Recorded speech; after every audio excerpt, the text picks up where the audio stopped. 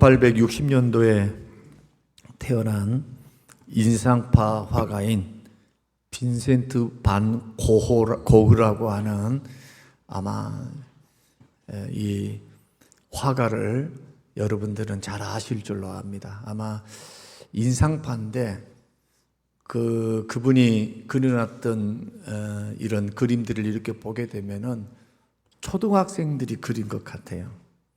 근데 그 색채가 굉장히 강렬하고 선도 굵고, 그리고 보는 이로 하여금 이게 그림인가? 그래서 인상파인가는 잘 모르겠지만은 그렇게 화가를 분류할 때 여러 가지로 분류합니다만은 이 화가는 인상파로 분류가 되어 있습니다.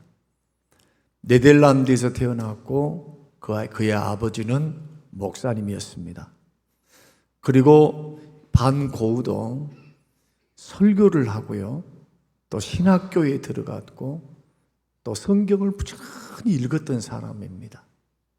놀랍게도 이 사람은 어떻게 죽었냐 하면은 총으로 자살해서 죽었습니다. 우리가 생각할 때는 목사님의 아들이고 믿음도 좋고 그리고 목사가 되기 위해서 신학교를 들어갔는데 신학교에 오래 버티지를 못했습니다. 어떤 이유에선가는 몰라도 그는 끝까지 다니지 못하고, 그리고 또 교회에 부임해서 전도사로 사역을 잠깐 했다 그래요. 그런데 또 오래 못하고 6개월 만에 쫓겨나고 막 이런 일들을 겪으면서 그는 화가의 길을 걸어가기 시작했고, 그리고 이 반 고흐의 일생을 보면은 굉장히 가난했습니다. 창녀하고 살기도 했고 아이를 낳기도 했고, 이렇게 믿음 좋은 사람이, 목사의 아들이, 신앙이 있는 것 같은 사람이 마지막에는 자살로 인생을 마무리했다라고 하는 것은 아이러니가 아닐 수가 없습니다. 그가 자살하기 직전에 동생에게 편지를 하나 썼습니다. 그 편지의 내용이 뭐냐 하면은 우리들은 현실을 거역할 수도 없고 또 거기에 복종할 수도 없다. 병이 드는 것은 현실 문제이기 때문에 그 병은 치료되지 않는다. 뭐가 느껴집니까? 절망이 느껴지죠. 절망, 낙심, 절망. 아무리 나는 노력해도 가난에서 벗어날 수 없고 질병에서 벗어날 수 없는. 그리고 이 반 고흐가 죽고 난 후에 이 화가의 그림이 굉장히 유명해지기 시작해요. 죽고 난 후에 값어치가 막 올라가면서 사람들이 막 알아봐주는 그런 일들이 있었습니다. 그리고 곰곰이 생각해 보면 많은 사람들의 평가는 그 당시에 고흐의 예술을 인정해 주지 않았습니다. 화단에서 그 화풍이 너무 애기 같아요. 너무 강렬해요. 도대체 이게 뭔가? 추상하면 추상하고 좀 그래야 될 터인데 어중간하다고 느낀 것 같습니다. 그리고 그것 때문에 그는 가난했고 건강은 날로 쇠약했고 그리고 그 성격이 굉장히 불같았고 예민했다고 그럽니다.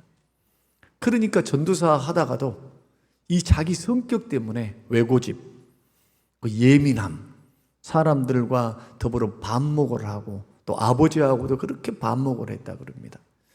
이러한 성격적인 결함들, 이것이 신경쇠약으로 이끌고 가지 않았을까? 그러나 이 모든 것들은 자살의 원인입니다.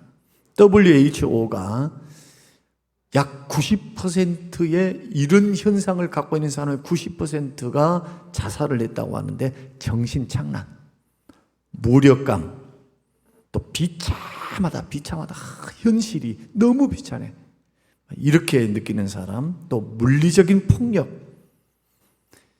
이런 일들을 경험하게 되면은 사람들은 자기로부터 도피하고 사람들로부터 도피하려고 한다고 합니다. 그리고 절망감에 휩싸여서 홀로 생각에 자기 홀로 막 생각에 몰두하다가 결국 끝에는 자살로 인생을 마무리하는 그 많은 사람들, 자살자의 90%가 이러한 충동적이면서 고통에 의해서 자살한다고 합니다. 지금 우리 주위를 한번 둘러보면은 너무나 많은 문제거리들이 있습니다. 뭐 청년들뿐만 아니고 어른들도 마찬가지예요. 노인 문제는 이제 가면 갈수록 더 심각해질 겁니다. 노인 인구는 늘어나고 부양 인구는 적어지고 경제적인 어려움들은 가중될 것이고 물가는 높아가고 없는 사람은 더 없어지고 상대적인 빈곤감에 많은 사람이 허덕일 것 같다는 생각이 들어집니다. 문제 없는 시대는 없었지만 그러나 이러한 문제들을 가만히 생각해 보면 우리가 자칫 잘못하면 이 문제를 딛고 일어서지 못하고 문제에 함몰되어 버리면, 문제에 붙잡혀 버리면 누구도 예외가 없어요. 여러분, 목사님들 중에서도 아직도 공황장애를 겪는 분들도 있습니다. 목사님들 중에서는요, 대중하고 만나기를 어려워하는 분들이 있어요. 설교는 하는데 개인적으로 만나서 하는 게 너무 어색해. 또 목사님 중에서는요, 많은 사람들이 우울증을 앓고 계신 분들도 있어요. 대놓고 나는 우울증이다, 우울증 환자다 그렇게 말을 하지는 않습니다. 제가 알고 있는 5,000명, 출석교인 5,000명 되는 교회에 48살 되신 목사님도 부임한 지 5년 만에 공황장애가 왔어요. 너무 스트레스를 받아가지고 그 교회에서 스트레스를 너무 받은 거예요. 그것 때문에 한 달 동안 설교를 못하게 되고 그렇게 부흥을 이루어놨지만은 그러나 찾아오는 그러한 공황장애 때문에 목회를 이어나갈 수 없는 그런 분들도 있습니다. 다 무슨 병일까요? 마음의 병입니다. 스트레스입니다. 우리에게 일어나고 있는 크고 작은 문제들을 우리가 딛고 일어서지 못하면 그것을 그대로 끌어안고 있거나 아니면 계속적으로 노출되어 있다면 양당 간에 예수 믿는 사람들은 두 가지를 반드시 하셔야 됩니다. 자기로부터 도피하는 것은 문제 해결 방법이 아닙니다. 예수 믿는 사람들은요, 문제를 직면해야 됩니다. 절대로 피하면 안 됩니다. 이길 수 있는 길을 열어놓으셨기 때문에, 감당할 수 있는 것만 허락하시기 때문에 이겨놓고 봐야 돼요. 직면을 해야죠. 그런다 해가지고 이 직면을 할 때 죄된 방법, 예를 들어서 막 분노를, 아니면은 나는 아닌 척 하면서 또 속으로는 골마 터졌는데 겉으로는 아닌 척 하면서, 이것도 안 돼요. 이것도 반드시 문제가 발생하고 스트레스가 발생하고 어려움이 발생하면 상처를 받게 되고 심령은 낙심 속에서 힘이 들어요. 이것을 반드시 치료받아야 합니다. 상담센터 가가지고 치료받기 전에 예수 믿는 사람들은 치료받을 수 있는 길이 있어요. 이것을 본문의 말씀을 통해서 우리가 함께 나누면서 예수 믿는 믿음의 사람들은 반드시 문제를 딛고 일어서라고 하는 하나님의 명령 앞에, 하나님의 말씀 앞에 여러분 올바로 반응하시고 문제를 딛고 일어서서 영적 거성이 되십시오. 영적으로 강한 사람이 되십시오. 많은 사람들을 품고 세우는 사람이 되십시오. 마귀라고 하는 놈이 우리를 넘어뜨리려고 할 때 우리의 강점을 가지고 도전해 오지 않습니다. 약점을 가지고 물고 늘어지는 거예요. 여러분, 외부적인 환경에는 그럴듯하잖아요. 그럴듯해. 그러나 속으로는 골마 터져 있는 가정들 너무 많습니다. 정서적인 결함, 정서적인 아픔, 인격적인 아픔 속에서 살아가고 있는 사람이 얼마나 많아요. 그러나 이 모든 것들은 능히 그리스도 예수 안에서 이기고 승리할 수 있는 길이 있습니다. 그래서 교회도 똑같이 신앙생활을 해도 수준이 달라요. 수준이. 늘 시험에 허덕이는 사람이 있고 시험을 딛고 일어서서 영적인 성장을 가져오고 하나님을 만나게 되고 기적을 체험하고 기도의 응답을 경험하고 삶의 변화를 가져와서 자기가 아팠던 그 시절, 상처받았던 그 시절, 괴롭고 힘들었던 그 시절의 아픔을 오히려 딛고 일어서서 또 아파 있는 사람, 힘들어 있는 사람들을 위로하고 섬기는 자로 서 있는 사람들이 있어요. 여러분 위로자들이 되시길 바랍니다. 격려자들이 되시길 바랍니다. 그렇다면 여러분 가운데 있는 문제와 시험과 어려움부터 이기는 훈련을 하셔야 돼요. 딛고 일어서라. 그 문제가 큰 문제이든 적은 문제이든 큰 시험이든 적은 시험이든 그대로 가만 내버려두지 말라는 거예요. 반드시 딛고 일어서야 합니다.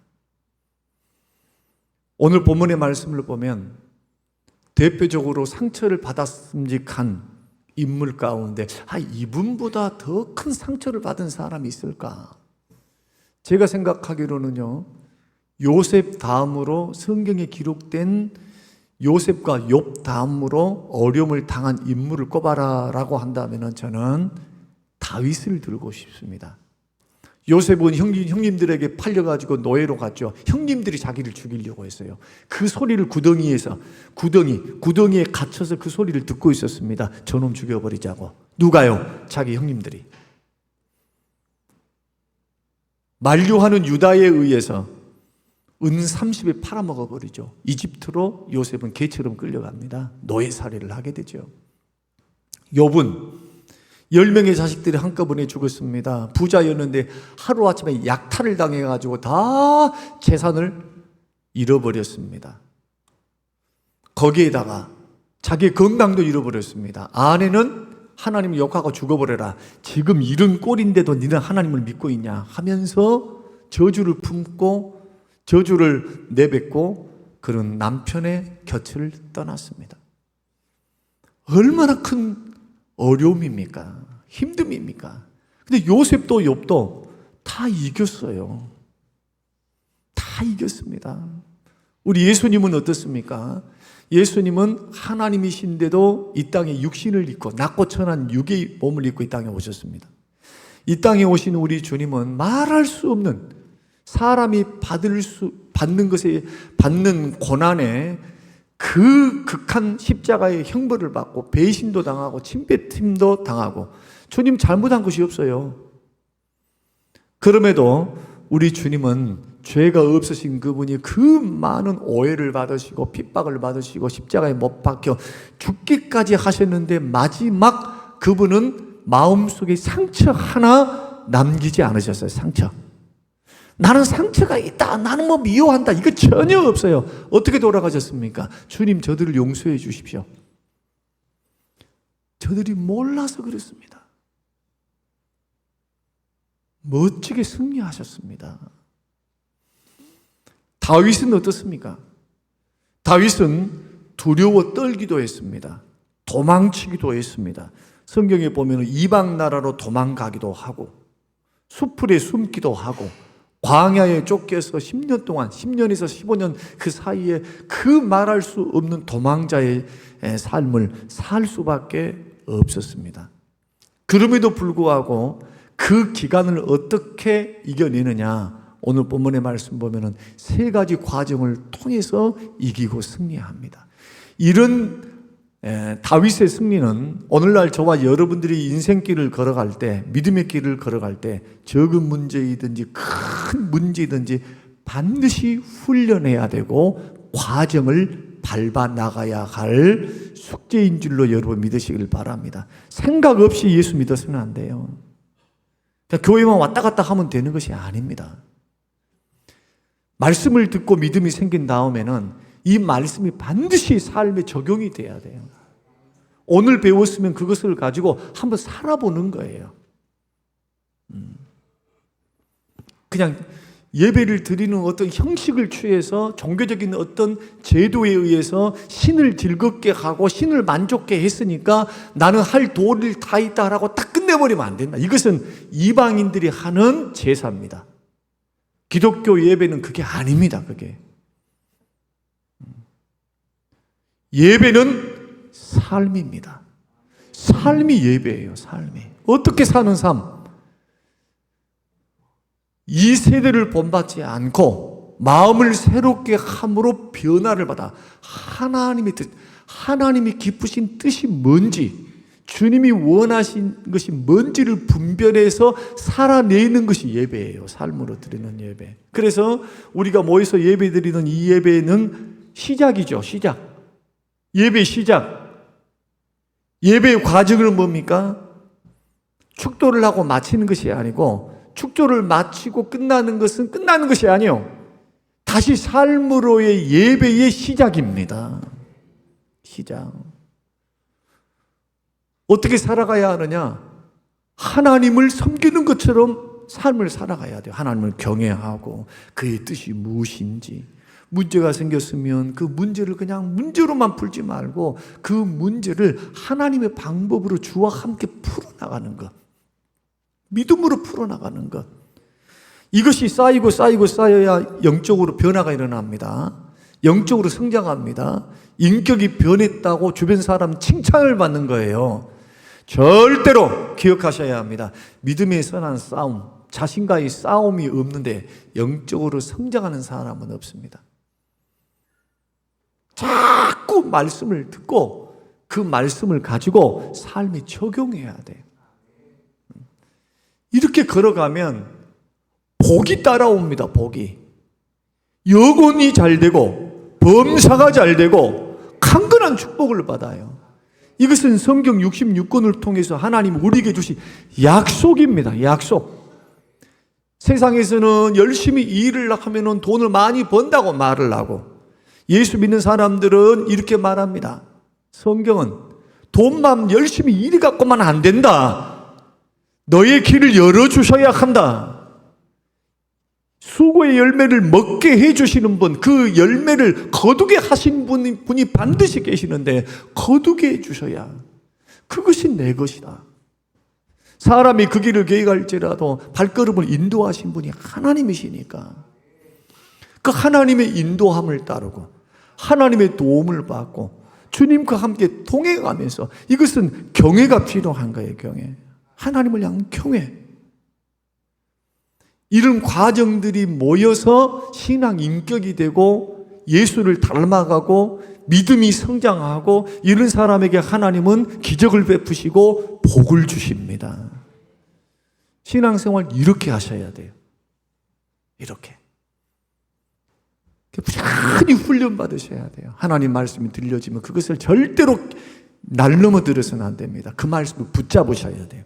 늘 제가 새벽마다 말씀드립니다만 그 말씀 붙잡고 그 말씀과 씨름하고, 순종하기 위해서 그 말씀 안에서 자신을 고치고, 그 말씀 안에서 자기의 삶이, 지금 자기의 판단이, 자기의 지금 신앙의 삶의 방향성이 올바른 길로 걸어가고 있는지, 아니면 내 방식대로, 하나님과는 관계없이 내 방식대로 하나님을 믿고 있는지, 그것을 점검하면서 걸어가는 것이 신앙생활이에요. 그래서 예수님을 인격적으로 만나기 전까지 믿음생활이 아닙니다. 그래서 예수님을 인격적으로 살아계신 주님을 믿기 전까지 참다우게 나는 지금 예수를 믿고 있다 말할 수가 없는 거예요. 그래서 그 믿음생활은 반드시 이 과정을 통해서 여기까지 성장해 가야 하는 것. 그렇다면 우리 안에 있는 크고 작은 문제들을 딛고 일어서기 위해서 먼저 어떻게 해야 되는가? 첫째로 문제만 바라보지 말고 배후에 계시는 하나님을 바라볼 줄 알아야 합니다. 자, 14절 한번 읽어보십시다. 14절. 자, 시작. 다윗이 광야에 요새에도 있었고 또 광야 산골에도 머물렀으므로 사울이 매일 찾대. 왜 매일 찾았을까요? 잡아 죽이려고. 정치적인 적으로 여겼으니까, 위험 인물로 여겼으니까 잡아 죽이려고. 계속 시작. 하나님이 그를 그의 손에 넘기지 아니하시니라. 누가 그를 사울의 손에 넘기지 아니했습니까? 누가요? 하나님이. 환경이 아니고, 권력이 아니고, 왕의 군사력이 아니고, 하나님의 허락이 없으면 아무리 샅샅이 이잡듯이 뒤진다 할지라도 하나님이 넘기지 아니하리라 계획하시고 주권을 세우시면은 절대로 넘길 수도 없고 죽을 수도 없고 붙잡힐 수도 없다. 다윗의 생사와 인생을 누가 주관하시느냐? 하나님이 주관하고 계십니다. 우리의 인생의 생사를, 인생을, 삶을 주관하신 분이 계십니다. 그분이 우리 하나님이십니다. 이 점을 분명히 알고 믿어야 합니다. 그래서 문제만 바라보면 안 돼요. 배후에 계시는 하나님을 바라봐야지. 다윗이 당한 문제 너무나 많이 말씀을 드렸어요. 그가 어떤 고난을 당했는지. 그러나 새 가족들이 있고 처음 듣는 분들이 계시기 때문에 짤막하게 말씀을 드린다면, 다윗은 나라를 구한 영웅입니다. 골리앗과의 싸움에서 블레셋으로부터 나라를 구했습니다. 그리고 용장입니다. 그는 20세에 장군이 되어서 가는 곳마다 승리했습니다. 한 번도 패한 적이 없어요. 전쟁에서 한 번도 패한 적이 없습니다. 백전백승입니다. 하나님께서 그와 함께 하셔서 기도함으로 하나님 앞에 나아갈 때 하나님은 능력 주시고 지혜 주셔서 전략을 허락하셔서 하나님은 전쟁의 승리를 할 수 있도록, 나라를 구할 수 있도록 그의 편이 되어 주셨습니다. 그런데 사울은 인기가 높아지는 다윗을 바라보고 견딜 수가 없었습니다. 자기 왕위를 노릴 것 같고, 자기 아들 요나단에게 왕위가 물려가야 되는데 백성의 인기가 다윗에게로 쏠리니까 다윗이 왕위를 찬탈할까 걱정을 했습니다. 그 후로부터 다윗을 유심히 지켜보다가 창을 던져서 밥을 먹다가도, 같이 왕의 식탁에서 밥을 먹다가도, 왜냐하면 다윗이 사울의 사위였거든요. 그의 딸 미가를 다윗에게 주어서 왕가의 결혼을 했어요. 다윗이 왕족이죠. 창으로 던져서 죽이려고 하는 것이 2번이나 되었습니다. 도저히 여기 있어서는 안 되겠다 해서 다윗이 도망쳤습니다. 도망친 다윗을 잡겠다고 정예부대를 모집을 해가지고 특공대를 조직해서 매일 가요. 매일 어디에 있다 하면 매일 수색하는 겁니다. 조그만 땅덩어리에서 매일 수색하니까 그는 정처 없이 유랑해야 되고 방황을 했어야 되고요. 그 다음에 도망 다니다가 도움을 받을 거 아닙니까? 도움을.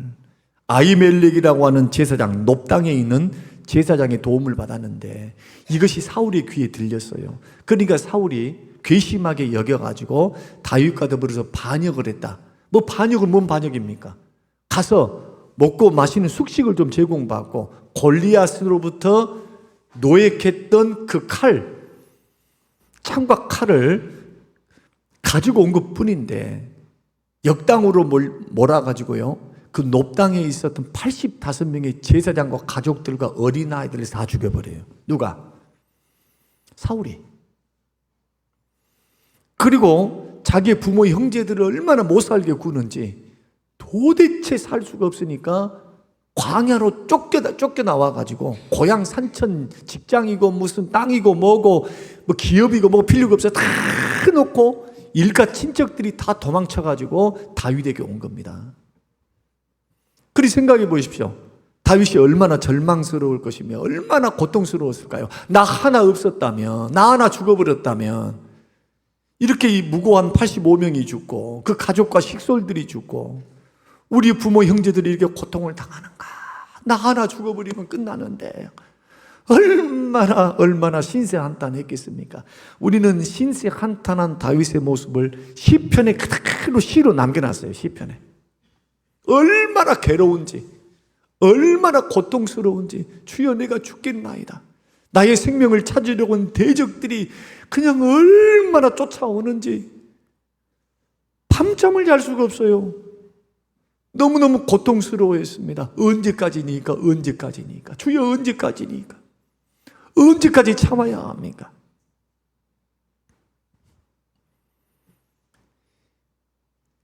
자기 자신을 포기하고 절망하고 그럴 수 있었습니다. 그런데요, 놀랍게도 하나님께서 이때 누구를 사용하시냐 하면은 자기를 죽이려고 하는 사울의 아들이었던, 그것도 제일 장자였던 왕위 계열의 1순위였던 요나단이라고 하는 아들을 보내십니다.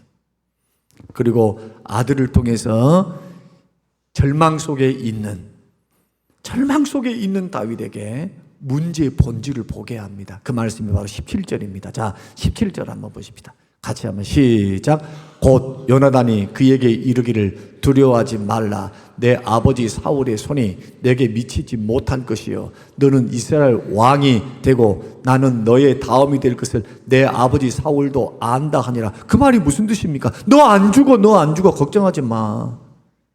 내 아버지가 너를 죽이려고 그렇게 찾아도 너 안 죽어야 너 왕 될 사람이야. 너 왕 될 사람이야. 나는 너 다음으로 될 사람이지 절대 너 위에 설 수가 없어. 나도 알고 우리 아버지도 알아. 그런데 하나님도 알아. 그 하나님이 하신 것인 줄 알아. 그러니 뭐 하지 말라는 겁니까? 지금 당하고 있는 이 어려움과 힘듦, 쫓겨당합니다. 나 때문에 많은 사람이 고통을 당합니다. 가족들이 힘들어 있습니다. 먹고 살기 힘듭니다. 유리방황합니다. 미래가 보이지 않습니다. 언제 이 고통이 끝나야 하는가? 끝이 보이지 않는 고통과 어려움 속에서도 두려워하지 말라는 거예요. 문제를 보면서 포기하지 말라는 거예요. 문제에 대한 뭘 보게 합니까? 본질을 보게 하는 거죠. 본질. 여러분, 이 요나단의 말은요, 다윗에게 엄청난 용기가 되었습니다.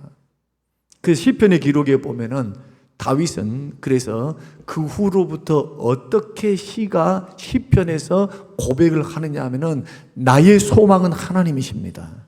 하나님은 나의 산성 되십니다. 하나님은 나의 방패 되십니다. 하나님이 나를 위하시면 누가 우리를 해할 수 있사오리까? 하늘과 땅에 하나님 같은 분은 없습니다. 철저하게 하나님 의지합니다. 하나님 바라보고 하나님 의지하는 것, 문제를 보고 포기하지 않고 그 문제를 주신 하나님을 바라보는 것, 이것이 문제를 풀 수 있는 첫 번째 단추입니다. 여러분, 하나님께서 왜 허락하셨을까요? 다윗에게 왜 고난, 10년이라고 하는 고난, 15년이라고 하는 고난, 그것도 자기 혼자 고난만 당하면 괜찮아요. 그런데 주변 사랑하는 가족들이 고난을 당하는 건 견딜 수가 없잖아요. 차라리 나 혼자 받고 없어져 버리면 끝인데 주변 사람이 나 때문에 고난을 당해. 견딜 수 없는 고난. 왜 하나님 그걸 겪게 하시는가? 왕으로 삼으려면 왕다워야 되겠잖아요. 아무나 왕이 됩니까? 아무나 복받는 사람들이 됩니까? 그 복을 감당할 수 있는 사람이 됩니까? 감당할 수 있는 그릇으로 만들기 위해서 허락하신 하나님의 연단이었습니다. 다시 말씀드리면 축복이었어요. 축복을 담을 수 있는 그릇이니까. 고린도전서 10장 13절 사람이 감당할 시험밖에는 너희에게 당한 것이 없으니 오직 하나님은 미쁘사 너희가 감당하지 못할 시험을 허락하지 아니하시고 시험 당할 점에 또한 피할 길을 내사 너희로 능히 감당하게 하시느니라. 그러므로 어떤 고난이 온다고 한다 할지라도 하나님 안에는 뭐가 있습니까? 답이 있습니다. 믿으시길 바랍니다. 감당할 수 있으니까 주시는 거예요.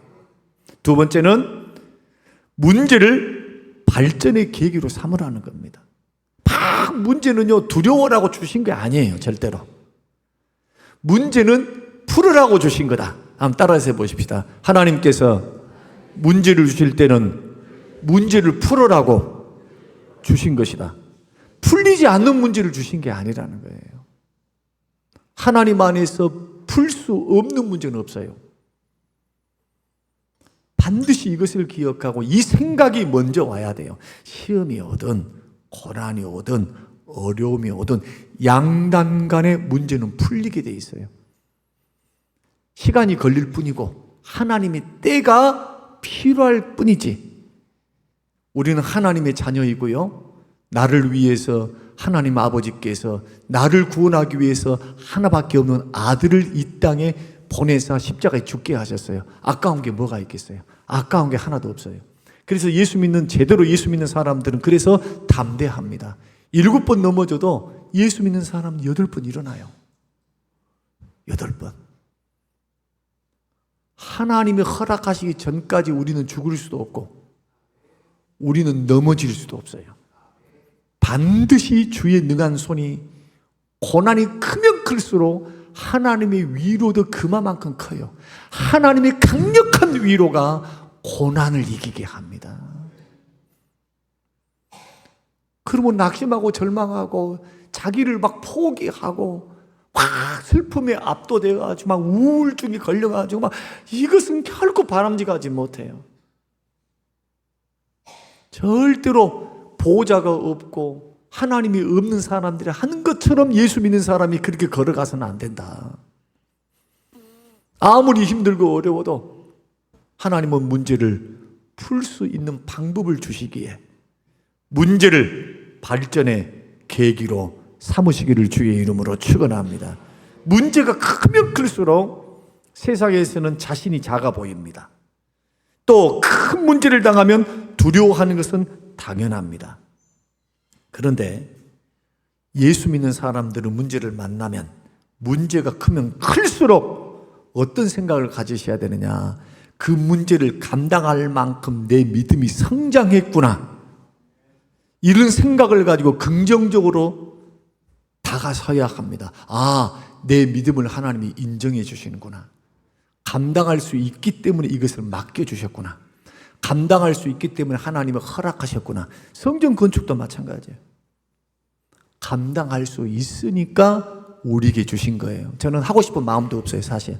인간적으로 생각하면 하려고 건물을 지어가지고 또 빚더미, 죄송하지만 생각해 보면 건축해가지고 한 40년, 50년 딱 지나가서 그 교회가 그대로 성장을 해가지고 계속 가면 좋은데 지금까지 교회들을 바라보면 그렇지 않아요.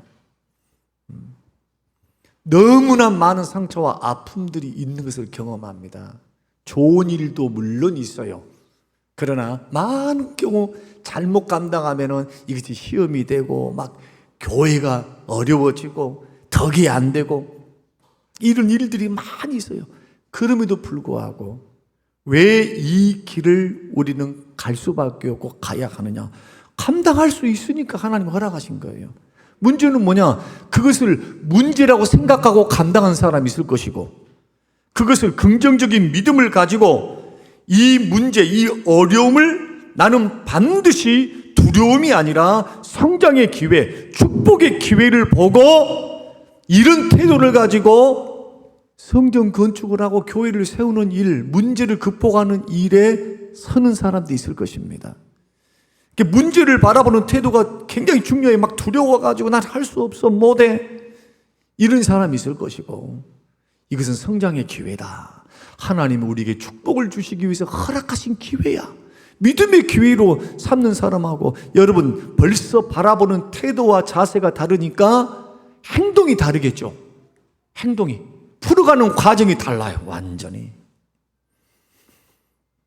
그러므로 믿음의 길을 걸어가는 저와 여러분들이 요나단이 문제의 본질을 보게 하는 것처럼 두려워하지 말라. 문제를 바라볼 때 우리는 환경을 볼 때는 두려워할 수밖에 없지만 그러나 두려움은 도움이 되질 않습니다. 두려워하는 것만큼 염려가 되는 것만큼 어떻게 해야 된다고요? 문제를 발전의 기회로 삼아야 된다. 반드시 이기리라. 주와 함께 이기리라. 주와 함께 승리하리라. 절대로 이런 믿음을 가지고 마음을 탁 가지고 서 있어야 마귀가 나를 넘어뜨리지 않습니다. 이사야 43장 1절 말씀 보면 너는 두려워하지 말라. 내가 너를 구속하였고 내가 너를 지명하여 불렀나니 너는 내 것이라. 로마서 5장 4절 환난은 인내를, 인내는 연단은, 연단은 소망을 만든다. 베드로전서 1장 7절 너희 믿음의 확실함은 불로 연단하여도 없어질 금보다도 귀하여 예수 그리스도께 나타나실 때에 칭찬과 영광과 존귀를 얻게 할 것이니라. 아멘. 마지막으로 자신의 한계를 인정하고 하나님을 힘있게 의지하시기를 바랍니다. 16절 같이 한번 읽겠습니다. 자, 시작. 사울의 아들 요나단이 일어나 숯불에 들어가서 다윗에게 이르러 그에게 하나님을 힘있게 의지하게 하였는데, 문제를 만나면요, 두 종류의 사람들이 있습니다. 하나님을 더 멀리하는 사람들이 있어요. 그러나 문제를 만나면 오히려 하나님 앞에 더 가까이 나가는 사람들이 있습니다. 여러분은 시험이 오거나 문제가 오거나 고난이 오거나 어려움이 오면은 하나님을 향한 태도가, 시험이 오면은 더 가까이 하신가요? 시험이 오면은 더 멀리 떠나서 자기 감정, 자기 느낌, 자기 환경에만 몰두해서 주님을 멀리 하는가? 이 두 가지를 반드시 기억하셔야 됩니다. 여러분, 친구들을 만날 때, 주변 사람들을 만날 때, 내 아픔의 소리를 내가 했을 때 들어주는 사람 가운데요, 반드시 어떤 사람들을 사귀셔야 되냐 하면은, 내 말을 들어주면서도 힘있게 하나님을 의지하게 도와주는 사람들을 사귀셔야 돼요. 여러분, 같이 맞장구 치면서 막 그랬어야 저랬어야 이랬어야 하면서 같이 이야기해줘서 그때는 마음이 풀어지고 속이 후련한 것 같아도 남는 것이 없는 사람들이 되지 말고, 여러분들이 사람을 사귀려면 더 하나님을 의지할 수 있도록, 힘있게 의지할 수 있도록 요나단이 다윗을 그렇게 도왔던 것처럼 이런 사람들을 사귀셔야 되고요. 목사님을 선택할 때도 마찬가지예요. 목사님도 여러분 그러셨어요? 여러분 아프셨어요? 여러분 힘드셨어요? 공감해 주는 것은 굉장히 중요해요. 그러나 그 공감이 공감으로 맞춰버리면 안 됩니다. 하나님을 더 의지하게 해서 약한 내가 믿음이 더 강해질 수 있도록 방향을 제시하고 권면하고 위로하고 도전하는 주의 종들.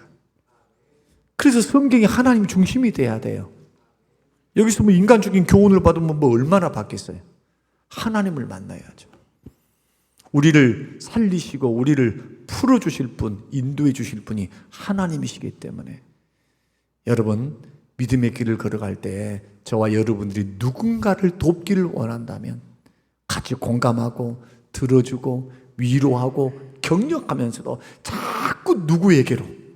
하나님께로 가까이 나가고 하나님께로 더 나아갈 수 있도록 힘있게 의지할 수 있도록, 의지하는 것도 하나님을 힘있게 의지해야 돼요. 그래서 문제가 심각하면 심각할수록 더욱 하나님을 의지하라고 하는 신호이기 때문에 오늘 이 말씀 세 가지로 정리를 드렸는데, 오늘 저와 여러분들이 믿음의 길을 걸어갈 때 참고하시고 적용하셔서, 지금 새벽 예배 때 요한복음을 강해하고 있는데 요한복음 가운데 그 사건, 베데스다 연못 38년 된 병자 이야기, 왕의 신하의 아들을 불치의 병을 고치는 이야기, 이런 이야기들이 다 문제를 만난 우리들에게 주시는 교훈이기 때문에 오늘 저는 문제를 딛고 일어서서 저와 여러분들이 한 단계 더 영적으로 성장하고 우리에게 다가오는 그 많은 시험을 믿음으로 이기고 승리해서 여러분의 영혼과 여러분의 믿음이 한층 더 성장하는 하나님의 사람들이 꼭 되시기를 바라고, 시험에 빠지면 불행해요. 문제에 넘어지면 고통스러워요. 오히려 더. 여러분, 그 불행한 길 걸어가지 마시고 반드시 힘있게 주 바라보면서 이겨내시는 우리 모든 성도님들이 되시기를 주님의 이름으로 축원합니다. 고마우신 아버지 하나님, 감사합니다. 고맙습니다.